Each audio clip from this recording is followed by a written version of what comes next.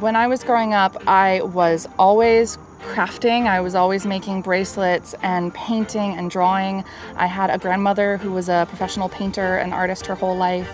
My dad was a photographer. My grandfather was an architect. So there was a lot of creativity there, but a lot of it was stifled because I think growing up, I was expected to be a doctor or, in math or science. So whatever creativity I was doing was just kind of pushed aside.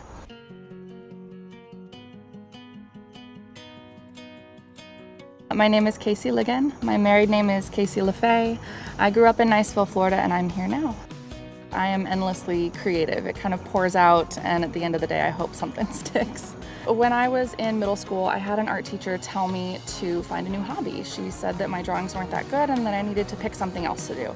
But by the time I got to senior year of high school, I won all the ribbons and got first place, best of show in the art show. There was some kind of disconnect there, and there was still that little spark inside of me that said, hey, you're pretty good at this, maybe try to keep going. My dad was a photographer. He was the breadwinner of our family. What that should have told me was that as a creative person, you can make money and make a living. But instead, I think that there was just this sense in the community of, Florida and the United States in general that told you you're only going to make money if you're a doctor or a lawyer. My dad inspired me retroactively, but it wasn't until he died that I realized, okay, he made it work, he made a career out of his craft, and maybe I could too. So once he passed away, it was this catalyst, this boom that turned into the work that I'm doing now.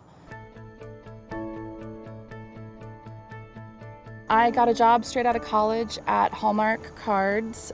They recruited me in writing and graphic design. I did kind of a hybrid role there. Eventually the design took over and I started learning lettering and all these more visual things.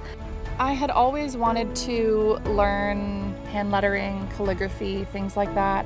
At Hallmark, there were these master artists who had been doing traditional calligraphy for years. So I would play that intern card and say, hey, I'm new here. Can you teach me for an hour how to do this amazing calligraphy?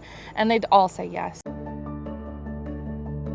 I have somewhere around 34,000 followers. It's a lot of people who are learning lettering and learning calligraphy and want to get into food styling, and they'll ask a lot of questions. For a while I was very protective and I didn't want to share what I knew. So now I'm a lot more open about all that stuff.